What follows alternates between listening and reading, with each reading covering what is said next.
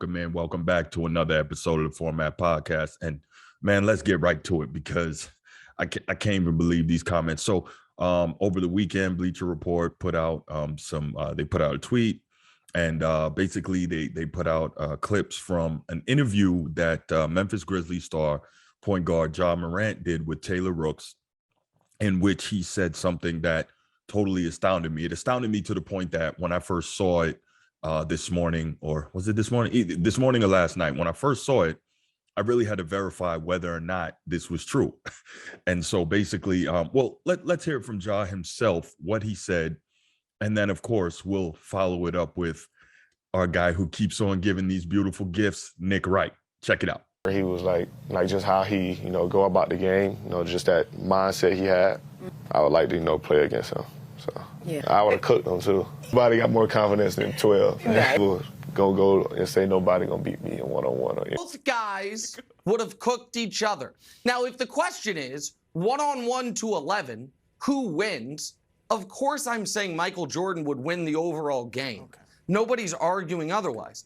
But if the question is, would Ja have gotten his? Would Ja have been able to do not just what Allen Iverson did, but what Kevin Johnson did and break Michael Jordan's ankles a couple times, leave him laying on the ground saying, Pippen and Rodman, that's what we brought you here for. Well, Rodman went on the team okay. yet. I mean, again, everyone remembers the AI clip. Do they remember the Kevin Johnson clip? Do they remember the Kobe Bryant clip? Do they remember and Brew, you'll like this, the great Rod Strickland. Google Rod Strickland, Michael Jordan, throw it in the old YouTube. Get a nice 3-minute compilation of hot Rod Strickland cooking him up. So yeah, I do think Ja Morant would cook him, and I think Jordan would cook Ja, and I think it would be an entertaining match. But only Jordan acolytes and sycophants would act like Ja wouldn't get his. Okay, so where do I start with this? I guess we'll start with Ja since his comments were first. So first things, let's say this, all right?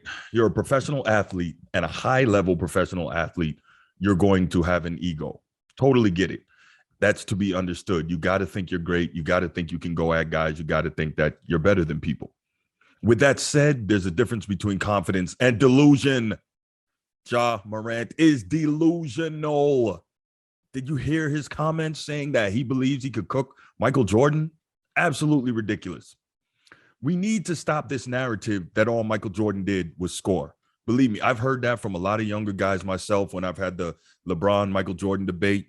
It's absolutely untrue. Very simple response to that is 9 times first team all defense. Michael Jordan is the single greatest two-way player in the history of basketball.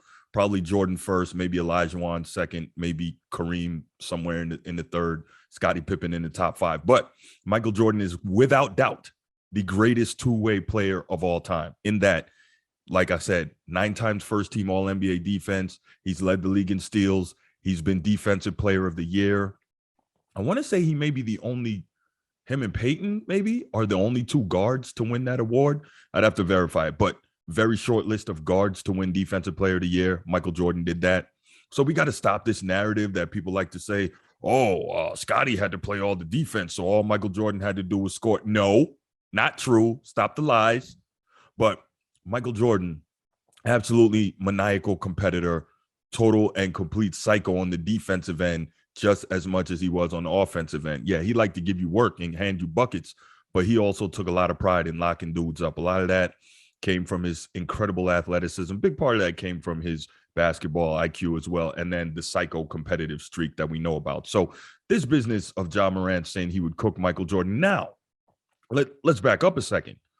I guess part of that is going to depend on how you define cooking somebody. Are we saying cooking somebody is just giving them the beat down, handing them buckets, and then winning the game? Is cooking somebody 1 or 2 great plays or moves that you're able to pull off where you make a highlight reel play on somebody and you end up scoring? How do we say that? Because if you're saying that in this case, cooking somebody is making 1 or 2 highlight reel plays and then you end up scoring, okay, maybe Ja could do that. On the NBA level, if you're an elite offensive player, chances are you're going to be able to do that to most guys, right? If we're talking about consistently handing somebody buckets, i.e. your defensive matchup, the guy who is tasked with guarding you for the game, consistently handing them buckets and then winning, or even consistently handing somebody buckets and then maybe even losing close, but just really working them out, giving them a lot of work. That's cooking somebody. Yeah, Ja Morant, you're not cooking Michael Jordan. That's just a fact. Okay. I'm not sure where the level of, like I said, delusion, where the level of disrespect, where just I think a lot of it comes from, of course, the media is a big part of it. Unfortunately, I'm a part of the media as well, but a lot of what you hear in the modern sports media, especially when it comes to the NBA, I've talked about this before, a lot of what you hear is that need to tear down the previous eras in order to make this one stand up. Could be that. And so just the general level of disrespect that you hear for the players that came before is absolutely insane.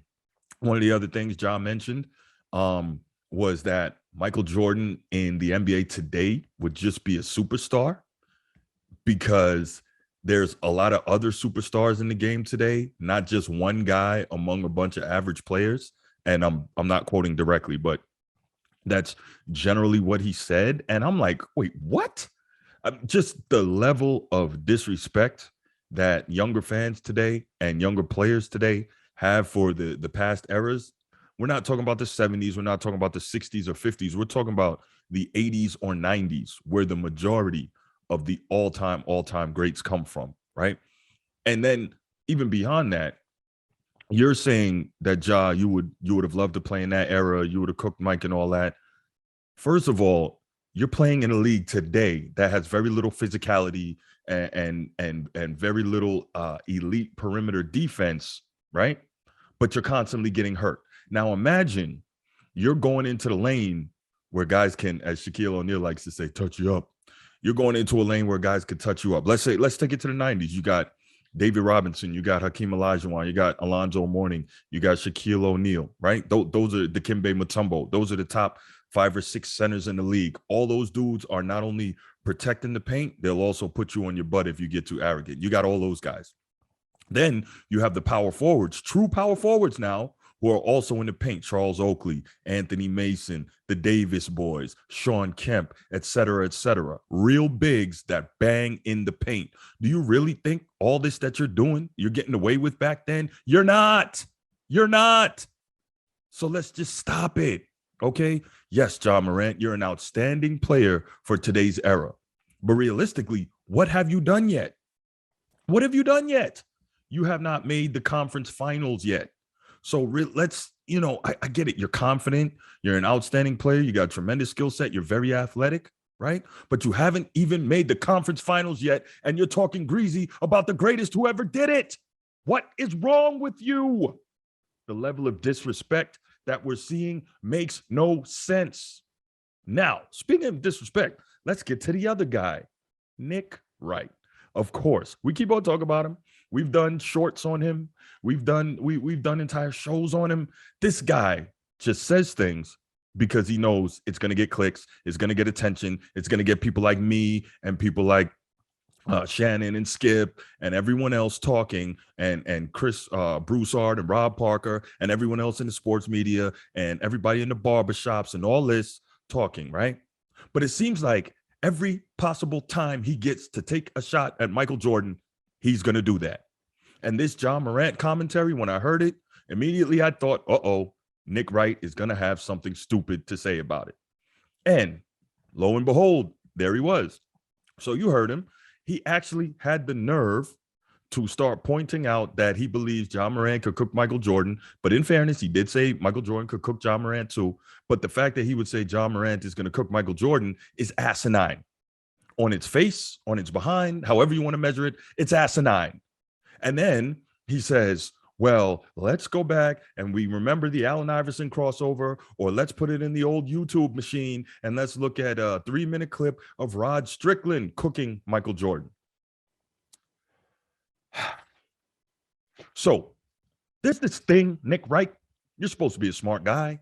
You got accepted to Harvard, right? Your parents are Harvard legacy, if I'm not mistaken. You went to Syracuse, one of the best journalism schools in the country, but yet you're still on national TV and on platforms and on radio and on whatever media platform you can get on, being disingenuous and saying stupid things. So not only are you being disingenuous, you're also saying stupid things, and you're taking advantage of the fact that you have a platform that people will parrot.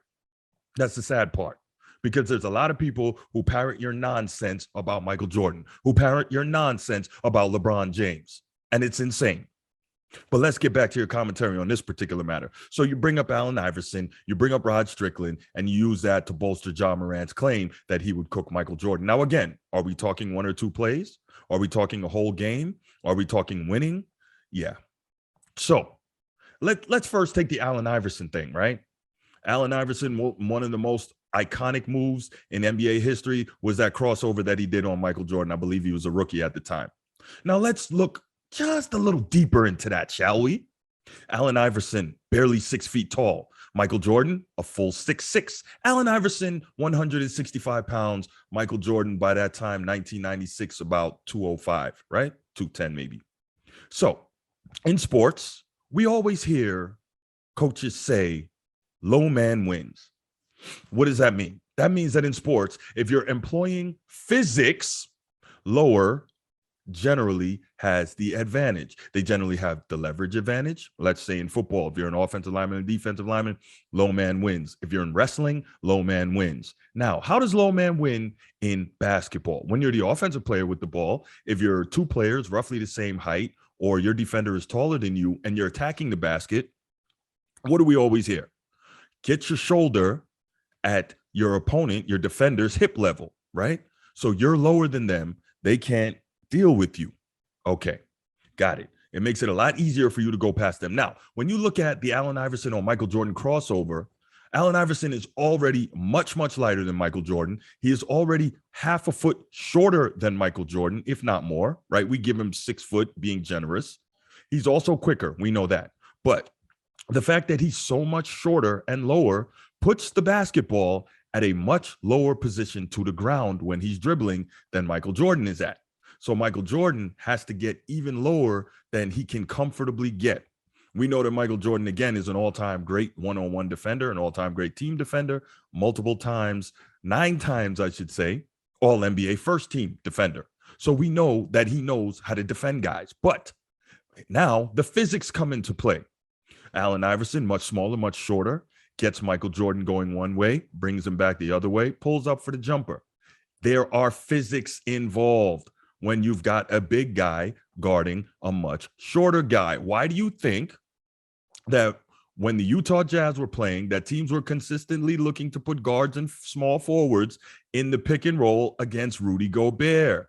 And not even just the Jazz, we see that overall in NBA basketball. You are looking to catch a center or a power forward in a mismatch against a guard on the pick and roll because the physics get involved. Let's not be stupid here.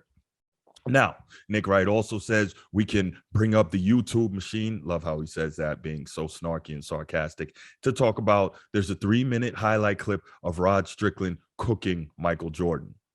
Now, it's funny that over the course of the years that they played in the NBA against one another, this highlight clip, they were only able to come up with 3-minute instances of it. Rod Strickland, another guy, one of the greatest ball handlers in NBA history, one of the greatest finishers at the rim, tremendous layup package. We know all that. Great passer. We know all that. I think he was third of all NBA players in the 90s in total assists. Tremendous number. I think he's behind John Stockton and Mark Jackson, if I'm not mistaken. But anyway, Rod Strickland, tremendous ball handler. Another one of the New York City point gods.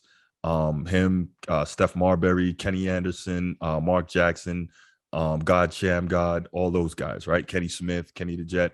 So anyway, I bring this up to say that's another situation where the physics get involved. But Nick Wright wants to say, oh, we've got all this footage of guys cooking Michael Jordan, as if guys were really out there busting Mike down. You know, I looked it up. And one of the games listed as a good game for Rod Strickland, with Michael Jordan being his primary defender, he scored 7 points against him. 7.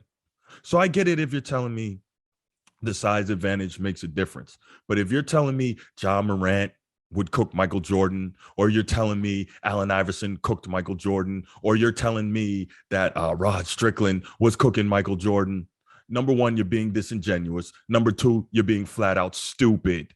Let's not do that. You don't know what you're talking about. And the sad part is Nick Wright is old enough to know what he's talking about. But John Morant, disrespectful. I get your confidence, man. I do, but you're disrespectful. And the other thing, I real quick back to John Morant. I talked about, how he would be able to deal with the physicality, how he would not be able to deal with the physicality of that era, Michael Jordan's era, that he said he would love to play in. I can't imagine what he would do, not only with trying to attack the paint the way he does against those monsters in there, the centers and the power forwards, but also with the fact that there was hand and forearm checking on the perimeter. So that's going to negate some of that explosiveness and some of that speed you have to just go past guys, the hand checking and the perimeter checking. All that makes a difference. And guess what, Ja? Here's the other problem. Back then, if Michael Jordan was guarding you, yeah, you had to guard him too. And Michael Jordan's going to put you on that block and work you out. He's going to destroy you in the mid-range. And how much energy are you going to have after having to deal with Michael Jordan on the offensive end? Let's think about that. All right. So that's all I got for this. I just couldn't believe it. I had to react to it. It was crazy, the stuff that people say, but everybody's got a right to say it. This is America, right? But thanks for tuning into this episode of the Format Podcast. Appreciate it. You know what to do. Click that like and subscribe in the lower right corner of your screen. And also click the notification bell so you know when new episodes are coming out. If you want the audio only version of the podcast, you know what to do. Go to your audio platform and download the Format Podcast. Please give us a comment here on YouTube or leave us a comment on your audio platform and give us that 5-star review. It'll help us move up in the algorithm. Listen, I appreciate y'all. I'll be back next time and I'm out. Peace.